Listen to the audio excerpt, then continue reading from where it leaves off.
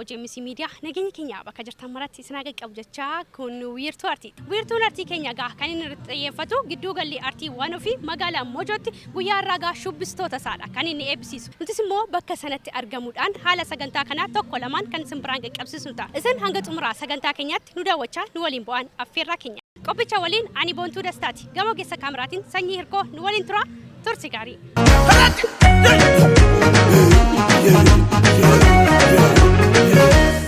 Abbee Galatoomi baga milkoofte. Baga walumaanu milkoofne. Akkuma beekamu guyyaa har'aa giddu gala artii waan ofii magaalaa Moojootti eebbisaadha kan inni jiru. Moojootti yeroo meeqaffaaf kanatti eebbisiiste? Moojoo marsaa lammaffaadha. Barattoota maaliif waggaa lamaan artiin shubbisaa jechuun salphaa miti. Namni akkamitti akka salphaatti akka ilaalu hin beeku.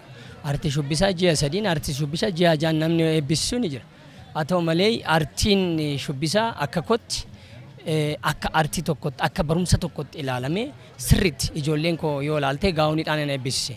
Gaa'oniidhaan yoo eebbisisu ijoollee kana laallee sirriitti leenjanii jiran immoo leenjine kan jedhu sana laallee akka ogummaa tokkotti akka barumsa tokkotti ilaalamee sirriitti leenjuu akka qaban waggaa lama.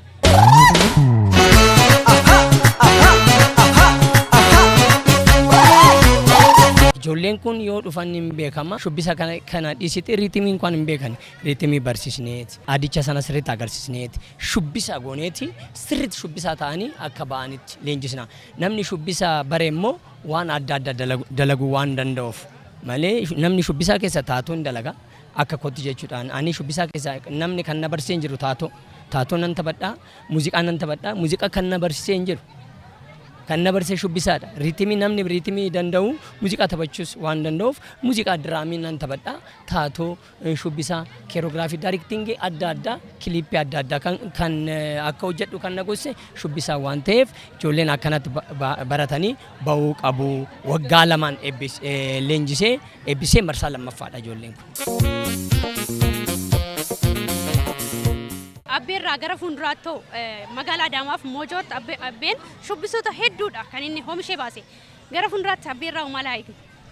Ani shubbisa qofa miti barsiisuu kan barbaadu. Artii guutuu barsiisuun barbaada. Fakkeenyaaf taatoo warri barsiisuu barbaadan leenji'anii warri digriidhaan leenji'anii ba'an ni jiru. Ana waliin ta'anii akka leenjisan nan barbaada. Warri koolfees haa ta'u yaareedirraa baratanii muuziqaa baratan warri ba'an giddugalli artii waan ofii keessa dhufanii ani giddugalli artii waan ofii maaliifan jedhe giddugalli shubbistoota abbabaa giddugalli maaloo jechuu barre nan danda'a hin feene maaliifi giddugalli jechuun waan hundaa kan hammateedha. Taatoon jira achi keessa muuziqaan jira vookaal tireeringiin jira kana barsiisuu waan barbaaduuf giddugalli artii waan ofii jedhe iddoo yoo argadhe yoo naaf mijaa'e kana caala artistoota jajjaboo kana caala baasuu waan barbaaduu fi abbeerraa kan eegamu kanadha.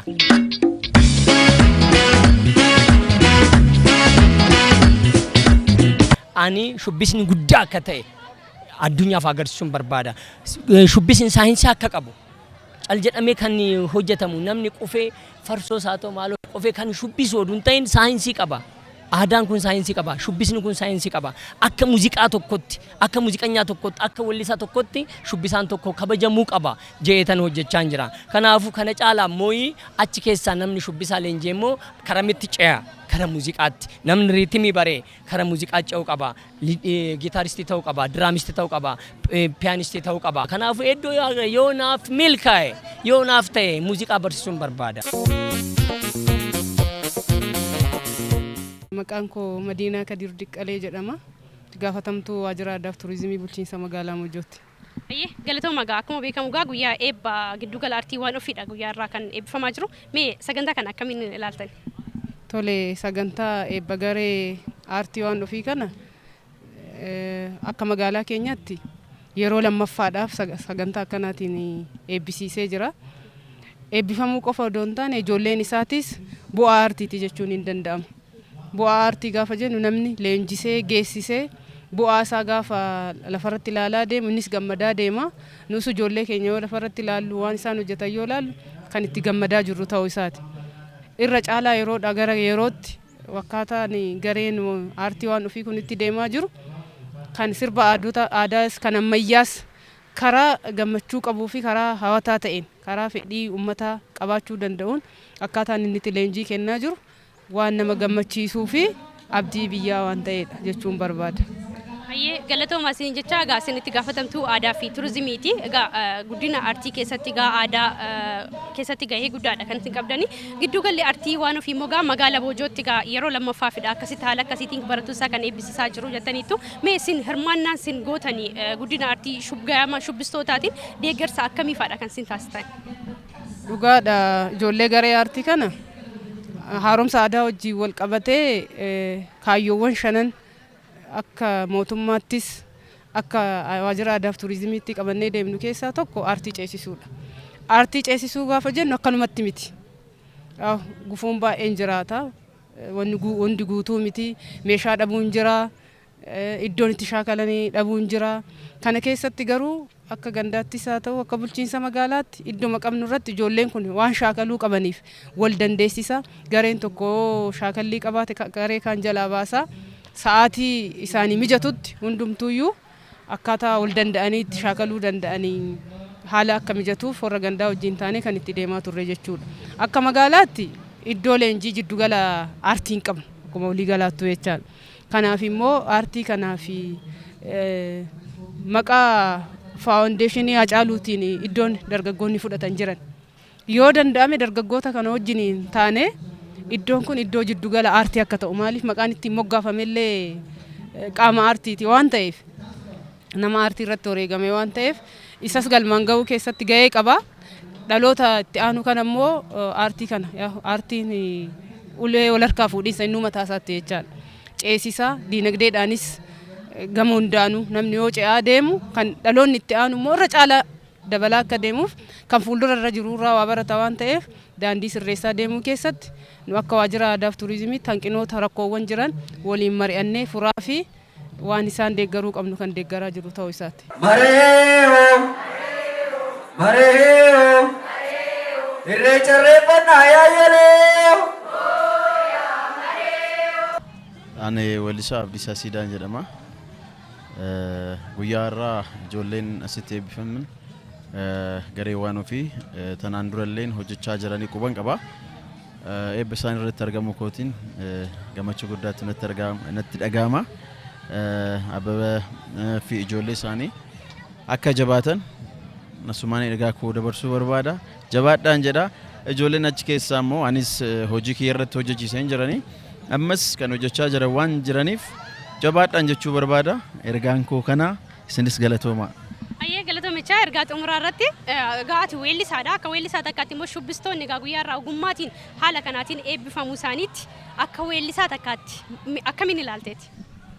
Bareeda nulleen as keessa dabarree darbaniitum as geenye. Yaa Austraagiliin baay'een jiraachuu danda'a. Austraagilii san keessa darbanii immoo har'a ga'uun waan guddaadha. Jabaadhaan jedha. Isin faana jirra. Artistoonni keenyas ijoollee asii ba'anis ijoollee jajjabootu jira. Aslumee kana ijoollee jajjaboota artistoota jajjabootu jira. Shubbistoota jajjabootu jira. Jabeessaa wal jabeessinaa waliin haa hojjennu jedha. Kanumaan jechuu barbaada. Maqaan koo Addaamu Tolosaan jedhama. Itti gaafatamaa gurmuu dargaggoota paartii badhaadhinaa damee magaalaa Moojoottidha. Egaa guyyaa irraa kana dhugaa dubbachuudhaaf gareen aartii waan ofii duudhaa fi seenaa uummata kanaa calaqqisiisuu keessatti gahee olaanaa kan inni taphachaa jirudha. Dhaloonni kun dhaloota lafaa dhufaadha. Keessattuu sirnoota darban keessatti dargaggoonni kun carraa akkasii hin arganne.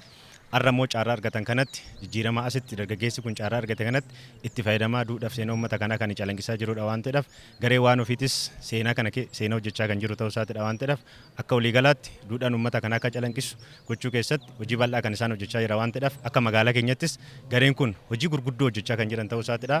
Kun egaa nutis akka magaalaatti dargaggeessi kun ijoolleen aartii as keessatti shaakalaa jiran hojjechaa jiran kun deeggarsa adda addaa akka magaalaatti kan godhamaa jiru ta'uu isaatiidha. Kunis cimee kan itti fufu ta'uu isaatiidha waan ta'eef keessattuu uummata kanaaf immoo hiika guddaa qaba waan ta'eef asumaan carraa kanaan garee waan ofii fi dargaggoonni biroo aartii keessa galuu barbaadan balballi banaadha waan jedhu isaan kaasuu barbaadetanii akka guyyaa har'aa kan dhugaa dubbachuudhaaf gammachuu guddaatu natti dhagahame.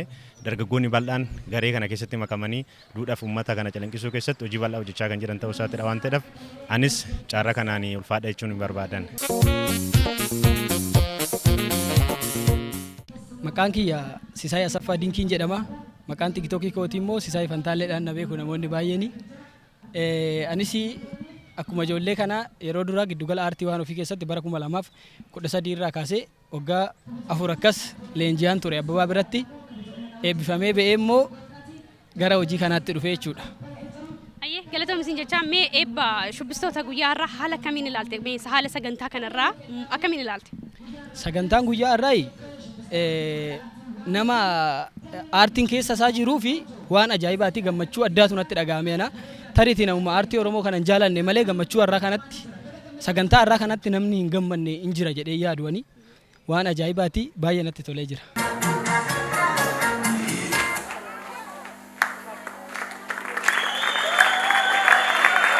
Akka shubbisaa takkaatti hanqinoota jiranii fi maaltu ta'uu qaba jetta yaada qabdu?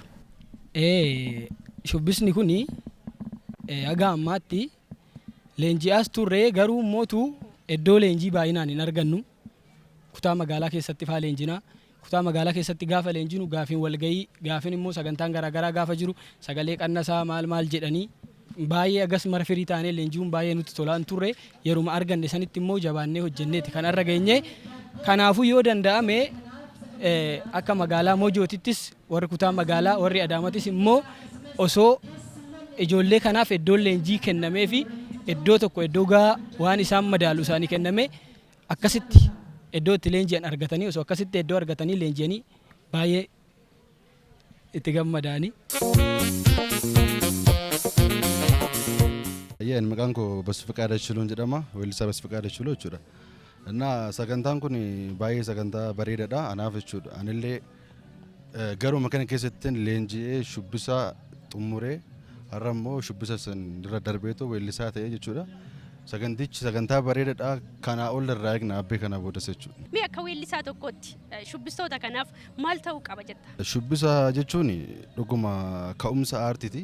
Gaafa jalqaba kara weellullee eegaluu barbaaddu shubbisa beekuu fi shubbisa beekuu dhabuun miidhaa baay'ee qabaachuudha. Gaafa shubbisa beektu garuu gaafa weellullee hojjettu badaasitti ulfaatu.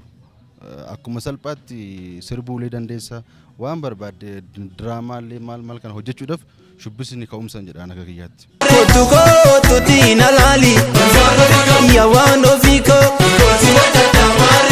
Tole galatooma maqaan koo Dastuu Siyyumiin jedhama. Itti gaafatama gurmuu dargaggoota aanaa Lumeeti. Ayyee galatooma egaa guyyaa irraa shubbistoonni garee giddugala aartii waan ofii eebbifamaadha kan jiran haala kamiin ilaalte? Dhugaa dubbachuu fi gareen shubbistoota waan ofii baay'ee bareedu baay'ee namatti tolu miidhagina magaalaa keenyatti jechuudha. Eebba isaanii kanarratti anis akka nama tokkootti argamu kootiin gammachuu guddaan natti dhaga'ama baay'ee natti tole jechuudha.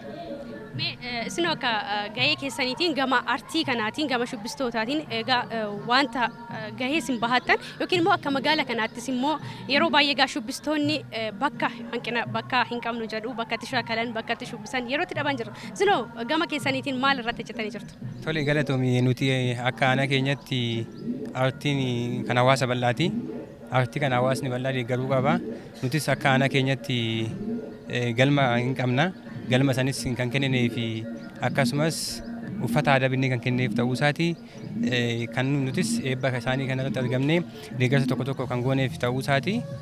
Waliigala aartiin kan hawaasa bal'aati. Akka magaalaa Mojoottis akka aanaa Lumeettis deeggarsa walirraa hin cinne kan goonee fi keessattuu wanta adda taasisu uffata dhaabbatan binnee waajjira dargaggoo fi ispoortii keessas kan taa'ee jiru akkasumas waajjira aadaa fi turizimii aanaa keenya keessatti teechisnee yeroo barbaadanitti uffata kana uffatanii kan ittiin deeman ta'uu isaati. Maqaan koo Beeksisaa Dhaabiin jedhama. Ogeessa fookalarii fi ogbarruu Oromooti. Egaa dhugaa dubbachuuf taanaan giddugalli aartii garee waan ofii guyyaa har'aa kana barattoota eebbisiisaa jiru jechuudha. Egaa eebbi kun dhugaa dubbachuuf taanaan karaa ittiin eenyummaa ofii, aadaa fi safuu, duudhaa hawaasa Oromoo ittiin beeksisan keessaa isa tokkodha. Kanaaf aartiin bu'uura jireenyati waan ta'eef guyyaa har'aa kana gammachuu guddaatu natti dhaga'ame.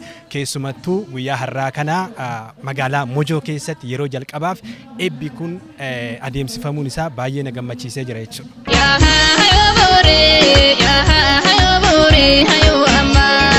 Maqaan kee Faayisaa Abbuutiin jedhama. Ayyee fedha sagaa akkuma beekamu gaa guyyaa har'aa giddu galli artii waan ofii irraatii eebbifamteeti kanatti jirtu. Mee otoo garee kanatti hin dhufiin dura dandeettii ati qabattee dhuftee fi erga garee kanatti dhuftee immoo wanta ati argatte maal fa'adha? Ayyaa dhugaa dubbachuudhaaf gama artii kanatti yeroo dhufu hagan dura dhufee fi hagan amma jiru garaagarummaa guddaadha. Maaliif amma fakkeenyaaf yeroo shubbisa seenu qaamni koo akkasittiin hiikkataa miti. Inni biraa immoo guddinaalee Oromiyaa kana keessa jiran godinaalee 12 osoo shubbisa kana seenuu baadhetti beeku ture. Ergan shubbisa kanatti dhufee kanneen akkasittis beekan qaama kiyya siiqan waan baay'ee na barsiisa jechuudha. Shubbisuma barachuuf hoo maalirraa kaatee shubbisa kana barachuuf feete? Akkanumatti fedhii isaatiin qaba yeroo hunda.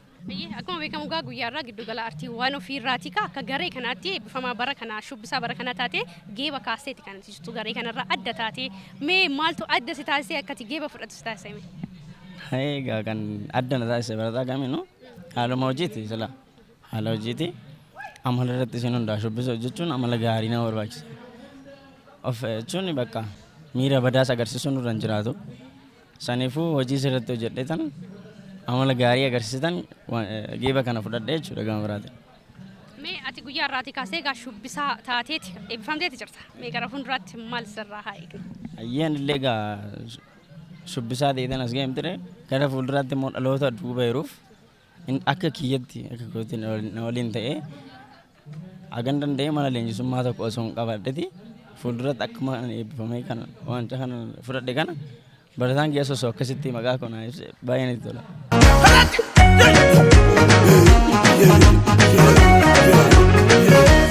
Galatoomechaa baga gammadde. Baga walumaan gammanne. Maqaa keenya Maskara Mabarraan jedhama. Ayyee Maskara egaa akkuma beekamu guyyaa irraa eebbifamtuu giddu gala artii waan ofii shubbistuu taate eebbifamteeti kanatti jirtu. Mee shubbisa kana yeroo hangamiif kanatti leenjite? Waggaa baay'eedhaaf leenji'ee bakka biraatti asittis leenji'eera. Amma eebbifamuuf keenya. Waggaa hangamiif? Yeroo hangamiif? Ani xiqquma as keessa ture karaa waggaa 4. Mee ati shubbisuma barachuuf hoo maaltu si kakkaase? Shubbistuu ta'uuf akkamitti hawwite? Barattoonni tokko tokko achii dhufanii asitti yeroo haasa'an dhaga'een asitti seenu. Ayyee xumura irratti immoo yaadaaf ergaa qabdu. Aadaa keessaan baradhaayi. Aadaa keessaan barachuun isin hin miidhu. Aadaan immoo miidhagina malee fokkinaa miti. Aadaa fi amantiinis waliin qabatu. Galatoomsin jechaa xumura irratti yaada ergaa dhaamsa qabdu.